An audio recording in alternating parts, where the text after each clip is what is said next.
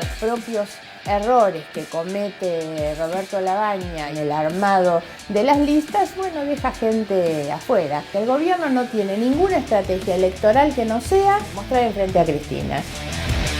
Estamos en Castelar, en la provincia de Buenos Aires. Vamos a dialogar con Margarita Stolbizer, que hoy no ocupa ningún cargo, pero paradójicamente es una de las figuras de la política argentina.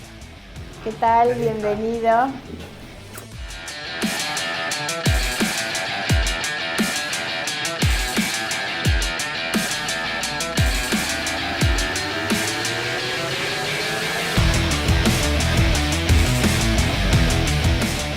Estamos en la intimidad de Margarita Stolbizer, en el living de su casa. Un placer, realmente, y en un contexto donde de alguna manera uno también puede entender o conocer mejor al entrevistado. Margarita, gracias por atendernos. Bienvenido al oeste del conurbano, aquí en Castelar, y bienvenido a casa, por supuesto. Está muy bien. ¿Muchos años en esta casa, Margarita? Y en esta vine embarazada de mi segundo hijo, así que 28 años 28 en esta años. Misma casa. Sí, se acaban de cumplir hace unos días. He leído en algún momento, hace un par de años o meses incluso, algunos episodios de inseguridad. ¿Eso no te ha hecho replantear de alguna manera vivir en el conurbano, cerca de la gente, de tu gente? No. Muchas veces cuando han venido incluso a hacer notas a raíz de algunos de los episodios de inseguridad que ocurrieron en casa, me dicen, ay, ¿cómo no tenés una reja que proteja algo?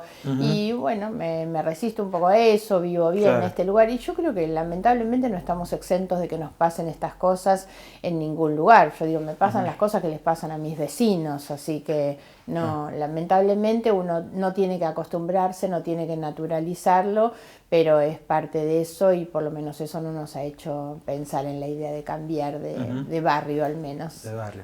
¿Cómo es la familia de Margarita? Nosotros vivimos acá con mi marido y los dos chicos más chicos, Federico y Tata, y el más grande, que es Nicolás, vive en España, así que él está poco, digamos, por acá. Ahora está en estos días, está en Buenos Aires, pero está bastante poco acá. Está muy bien. Hay episodios en la vida de las personas que te marcan, ¿no? Episodios por ahí de mucha felicidad y otros de momentos duros. ¿Vos cuáles crees que fueron en tu vida esos momentos que fueron, digamos, disruptivos? ¿Negativamente o positivamente? No, de los dos. A ver, siempre tiene que ver con lo emocional y con lo familiar, ¿no? Yo creo que además, en la medida en que uno está bien con su familia, con su contexto, está siempre mucho mejor para enfrentar las otras cuestiones a veces que nos vienen por afuera. A mí muchas veces me preguntan sobre la política, y yo creo que cuando uno tiene bien el frente interno, llegas a la casa y en la casa todo más o menos funciona armónicamente, uno tiene más posibilidad de enfrentar el afuera, ¿no? Así que de hecho los momentos para mí más conmocionantes tienen que ver con la muerte de mis padres, por supuesto, así que, pero bueno, uno también sabe que hay determinados procesos que tienen que vivirlos, y aún con lo traumáticos que son, también sirven en el tiempo, por supuesto, no en el momento, para fortalecer nuestro ánimo. En su momento, la enfermedad de la que te pudiste sobreponer y estás muy bien, que entiendo te dejó por un tiempo digamos, fuera de la actividad. Tuve una parálisis. Y desde luego que todas esas cosas uno aprende, pero insisto, no es tanto lo personal. Yo llegué a eso como consecuencia también de la muerte de mi mamá. Me había afectado más eso que mi propia enfermedad. Yo creo que no tomé demasiado conciencia. ¿Un accidente? El de mi mamá sí, yo no. Yo tuve una parálisis de todo el cuerpo, incluso de los ojos. Siempre cuento que los ojos tan chiquitos, que algunos me cargan por eso, son la consecuencia de la parálisis que yo tuve, que bueno, me tenía que cerrar los ojos con los dedos y me quedaron los rasgos, digamos, las facciones de la cara cambiadas. Pero bueno, eso ya fue hace muchos años y me he recuperado. Y siempre las cosas de la vida a uno le tienen que servir para ser más fuerte, así que en ese sentido siempre hay que tratar de sacar el saldo positivo. Muy bien.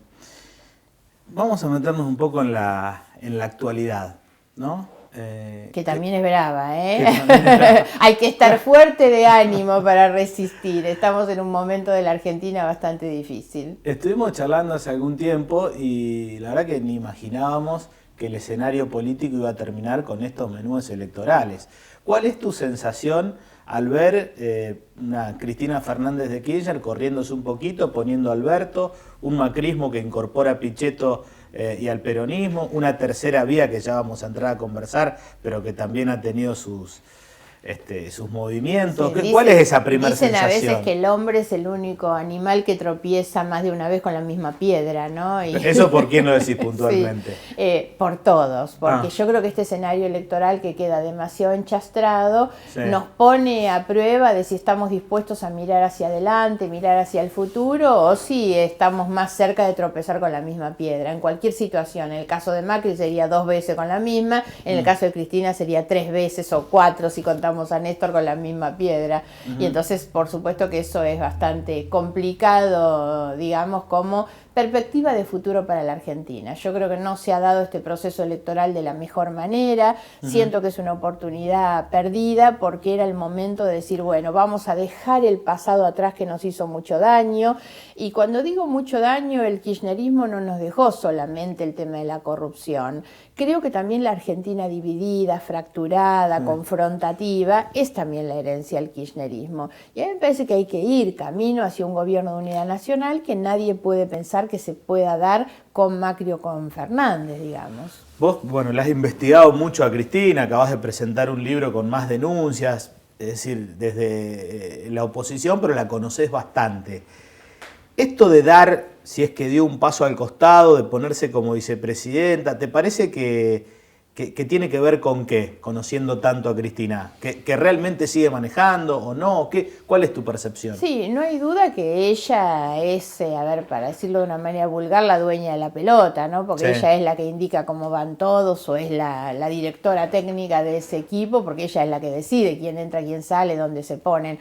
A mí me llamó bastante la atención que ella se reservara ese lugar de vice, porque digamos, es un paso al costado, pero no tanto. Es decir, me corro para que lleguen otros, pero no me corro tanto. Estoy en este lugar, que sobre todo en un lugar como la Argentina, a mí si hay algo que me genera un poquito de ruido, es esto, Cristina vicepresidenta, Pichetto vicepresidente, ¿no? Me genera un poco de ruido sobre cuánto implica eso en la estabilidad institucional pensado hacia adelante, ¿no? Cuánto es el nivel de lealtad que esos presidentes o candidatos a presidente tienen respecto de sus vices, cuál es la garantía de compromiso que esos vices tienen de preservar la institucionalidad futuro. Por eso no termino de comprender exactamente. Creo que la decisión de ella de impulsar a Alberto es un mensaje a determinados grupos económicos, sobre todo, es decir, bueno, pongo a este que tiene buen diálogo con todo. Captar del medio. Claro, y eso le ha quitado incluso a ella la posibilidad que ella tuvo en otros momentos, o la pretensión que ella tuvo de representar una idea más progresista del poder. No la va a tener obviamente con Alberto Fernández, ¿no? Y menos Macri con Pichetto. Por eso terminaron haciendo cosas demasiado parecidas. En un triunfo de Cristina, ¿te imaginás una convivencia con Alberto o por el origen, por la génesis, por el ADN que tienen, crees que pueden colisionar enseguida? ¿Te imaginas una interna ahí? ¿Entre ellos? Sí. No, en realidad, hoy imagino trabajando juntos, porque ella lo ha puesto ahí como una persona de confianza y él le debe lealtad. Lo que digo es que a mí particularmente no me dejan tranquilas esas 2 vicepresidencias, me refiero a ambas, porque digamos que están como en un lugar demasiado importante, apoyando candidaturas que no sabemos cuánto es el nivel de adhesión que van a tener. No sé, me hace todavía algún poco de ruido esas candidaturas. Bien, vamos a hablar un poquito de tu pasado, que también tiene que ver con tu presente y con tu futuro político. ¿Cómo entendés, y corregime, que hace algunos años, cuando vos rompés con el radicalismo, ¿no?, te vas con Carrió, que hoy estás enfrentada, porque el radicalismo había cerrado con Roberto Labaña, que hoy sería el espacio que más te representa? Porque por ahí se critica de otros espacios las idas y vueltas ¿Cómo se explica eso también Sí. en tu carrera política? Sí, a ver, primero a mí no me gusta hablar esto como una cuestión personal o una decisión de tipo personal. Que es un partido. Nosotros veníamos, muchos dirigentes del radicalismo, muchos, porque la verdad es que tal vez hasta yo era la menos importante, por ahí un poco más conocida porque había sido candidata alguna vez, pero nosotros en ese momento la decisión la tomamos con una cantidad de dirigentes, sobre todo en la provincia de Buenos Aires, teníamos muchos intendentes, y sí a nosotros nos parecía que Carrió, que venía de nuestro mismo tronco radical y habíamos militado con ella, en ese momento era la que mejor expresaba nuestro ideario como radicales. Sobre todo cuando Carrió estaba conformando una coalición, la coalición cívica en ese momento, que reflejaba lo que nosotros pensábamos. Ahora, ¿qué pasó después? Porque a Carrió le nombran Margarita Stolbizer y entra en cólera. Hay como una cosa de amor-odio en términos políticos, ¿no? Sí, Siendo bueno, mujeres que han enfrentado el kirchnerismo también con y mucha fuerza, que pero entre las dos tenemos, chocan bastante. En ¿Cómo se cuestiones explica de fondo eso? tenemos muchas coincidencias, pero bueno, diferencias en el armado. Nosotros conformamos en ese momento la coalición cívica. Paradójicamente fue la mejor elección de Carrió y la mejor elección mía. Ella sale segunda después de Cristina, aun cuando no entra en el balotaje, y yo salgo segunda en la provincia de Buenos Aires. Es una gran elección.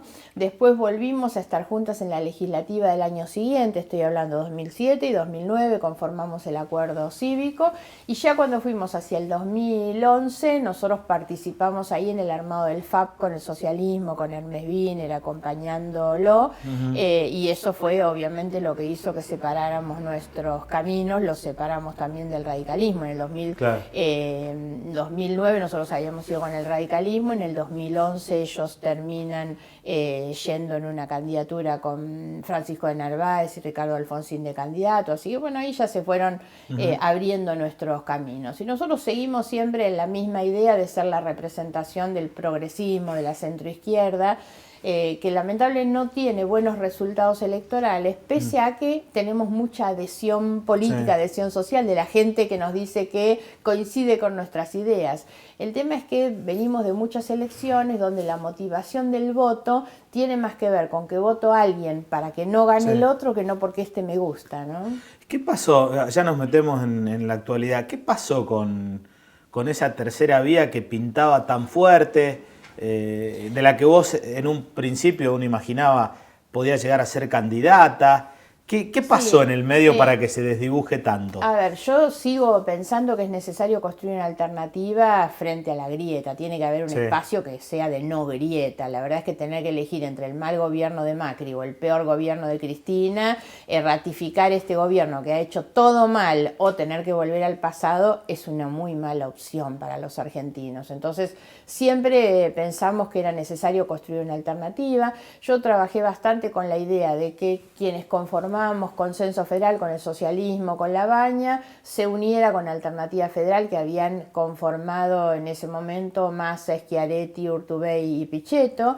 Y bueno, intentamos ese acercamiento que no se dio. La Baña puso muchas resistencias a esto, pero después terminó teniendo razón porque Pichetto y Massa salieron disparados hacia la polarización que nosotros intentábamos combatir, ¿no? Ahora, ¿no crees que Roberto La Baña de alguna manera también, no te digo culpable, pero gran parte de lo que pasó con Alternativa Federal ha tenido que ver con el capricho de Roberto de ser él el candidato? No lo diría, eso no lo diría como capricho, primero porque él es una persona a la que fueron a buscar para que sea candidato, no es alguien que vino abriéndose y diciendo yo quiero ser, la verdad que lo fueron a buscar. ¿Pero quién lo fue a buscar? Bueno, muchas personas lo fueron a buscar y muchos creyeron que él era el mejor candidato. El problema no es la candidatura de Roberto La Baña, que sigo siendo que es pensando que es una buena candidatura para confrontar con la grieta. El tema es cómo se termina armando ese espacio, que terminó siendo un espacio muy expulsivo. Entonces, muchas personas que podían estar en ese lugar aportando una visión distinta, terminaron estando afuera, y eso es lo que termina debilitando ese espacio. Insisto, un espacio necesario, pero creo que los propios errores que comete Roberto La Baña y su entorno en el armado de las listas, bueno, deja gente afuera. Claro. Y el problema no es simplemente una cuestión de conformación de listas, la verdad. La conformación de las listas siempre es un momento traumático y siempre uno cree que tiene más derecho, más méritos para obtener más lugares que lo que obtiene.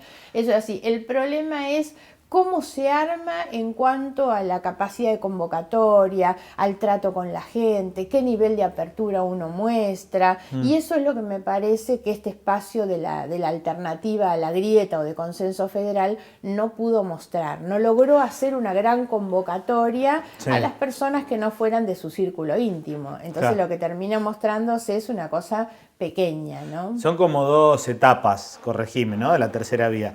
Esa que al principio pintaba como importante, con Pichetto, Massa, porque siempre la idea Urtubey. fue ir a pelear un tercio, bueno, digamos. Pero esa etapa ya está, ya pasó. Se quedó prácticamente solo Roberto Lavagna. ¿Qué crítica le haces, si es que hay alguna crítica, a cómo quedó hoy esa tercera vía con prácticamente el lavañismo y bastante peronismo incorporado a ese espacio, siendo que sos una referente política que apoya esa tercera vía? Bueno, yo creo que terminó siendo mucho más pequeño de lo que inicialmente se pensaba, porque se resignó a ir a pelear un voto no peronista.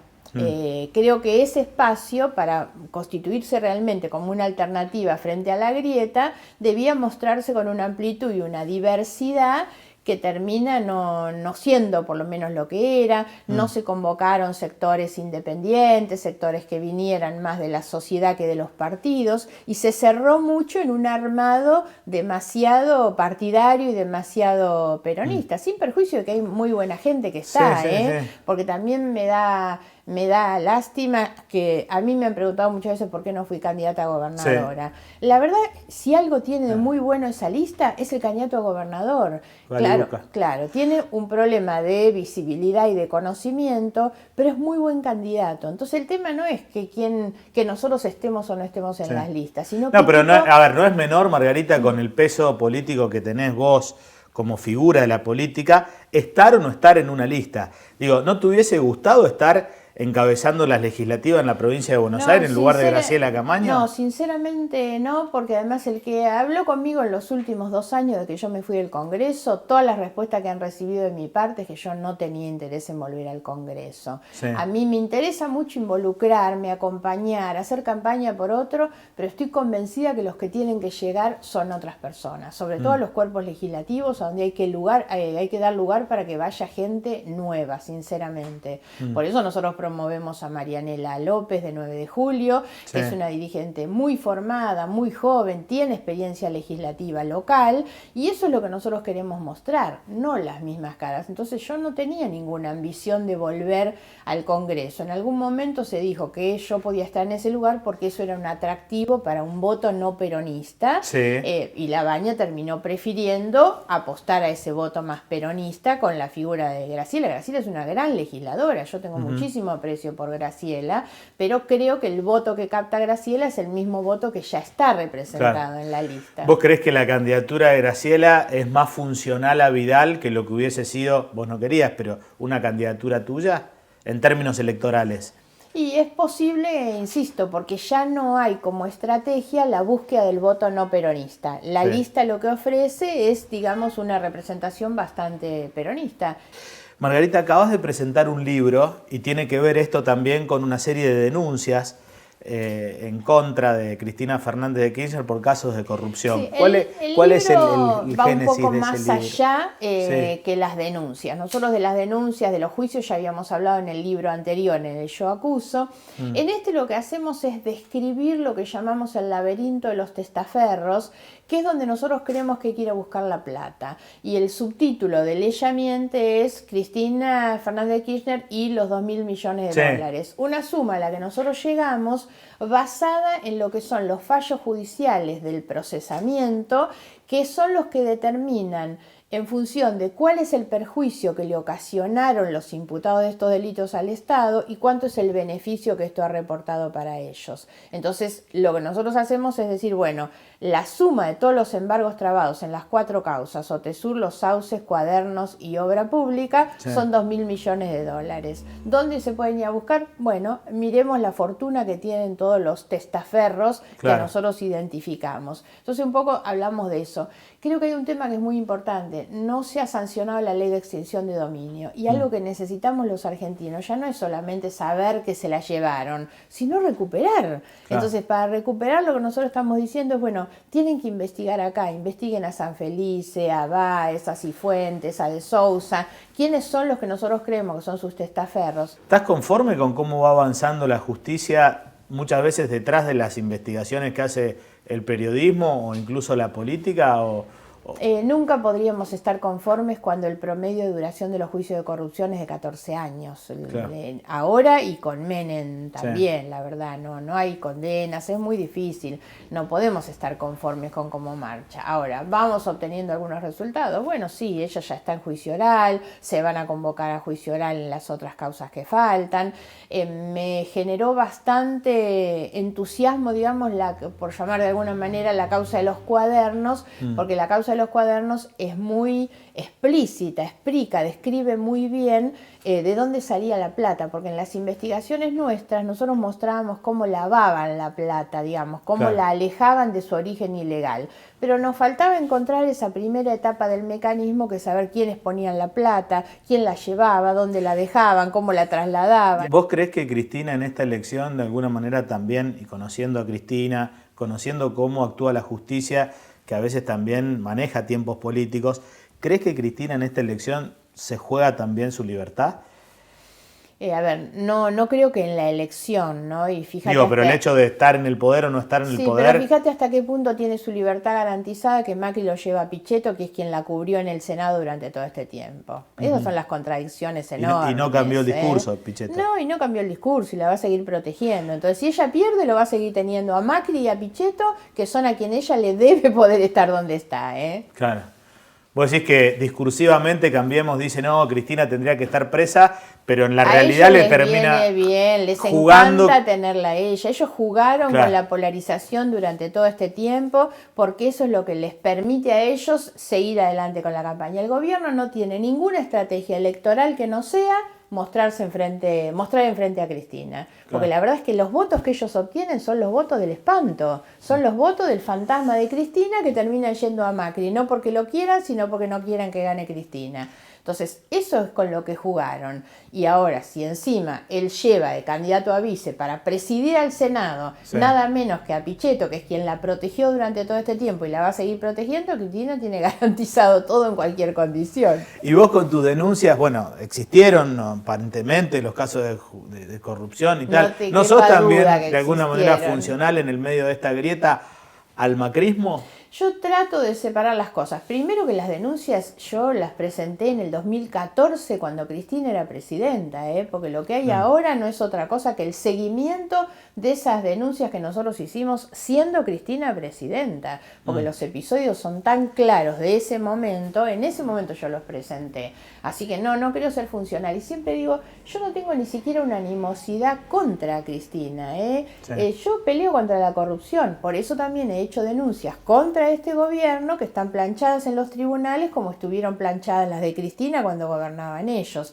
No tengo un doble estándar, me manejo de la misma manera, y cuando veo un hecho que es irregular y que creo que es un delito, lo presento en la justicia. Después la justicia es la que dice si hay delito o no. ¿Cuál es puntualmente para con el gobierno de Macri? Tengo varias, pero te digo una, el INTA, por ejemplo.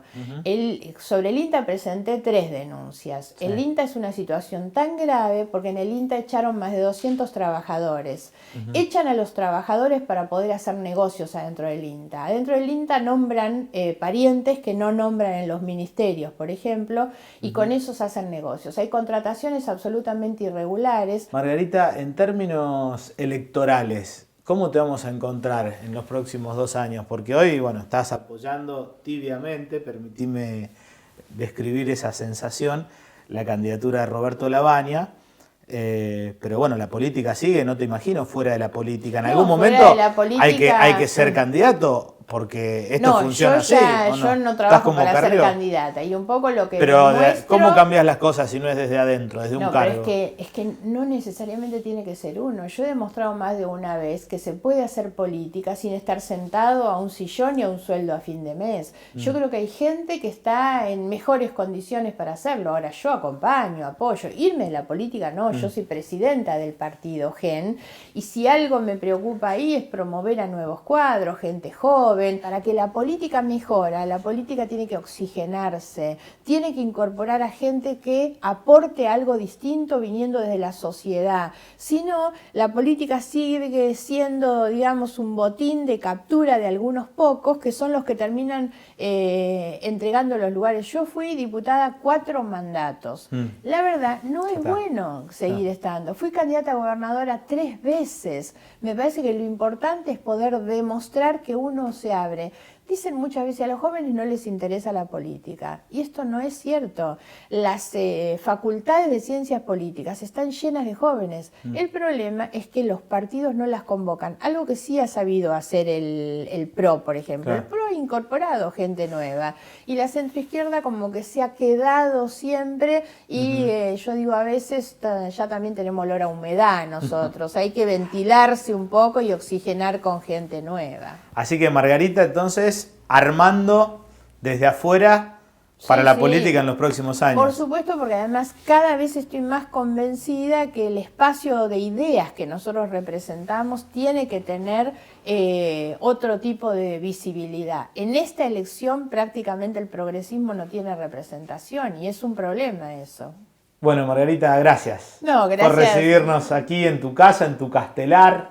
Nada mejor que la intimidad de una casa, de un living, de una cocina, para conocer en profundidad a la persona con la que estamos hablando. Nosotros nos despedimos, nos reencontramos, gracias de vuelta. Muchas gracias por venir. El próximo sábado, como todos los sábados, por A24.